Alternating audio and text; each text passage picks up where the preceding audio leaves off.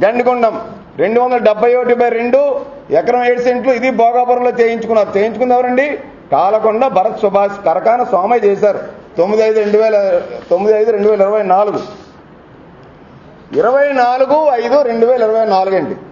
అంటే ఇదే నెల 24వ తారీఖున చేయించుకున్నారండి. Raj Kumar Agarwal 74/3 survey number. అసలు ఈ రాజ్ కుమార్ అగర్వాల్ ఎవరు? అసలు ఈ కాలకొండ భరత్ సుభాష్ ఎవరు? అసలు వీళ్ళకి భూములు ఎలాగొచ్చినాయి? వీళ్ళకి భూములు ఎలాగమ్మారు? ఎందుకు అమ్మారు? అసలు ఏంటి కదా? ఈయన ఎవరు బినామీ? ఇంకోటి ముకుందాపురం అండి.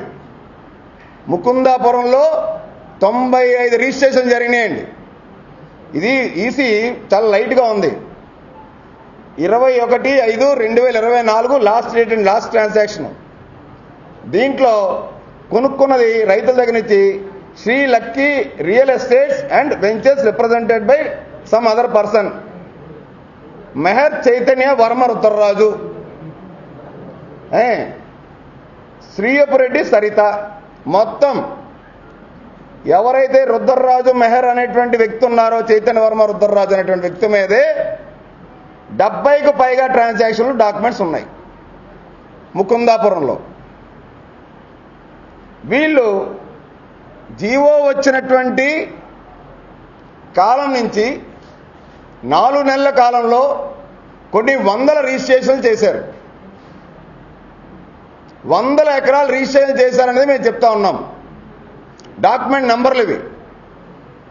ఇప్పుడు చీఫ్ సెక్రటరీ జవహర్ రెడ్డి గారు ఏం చేశారు తెలుసండి?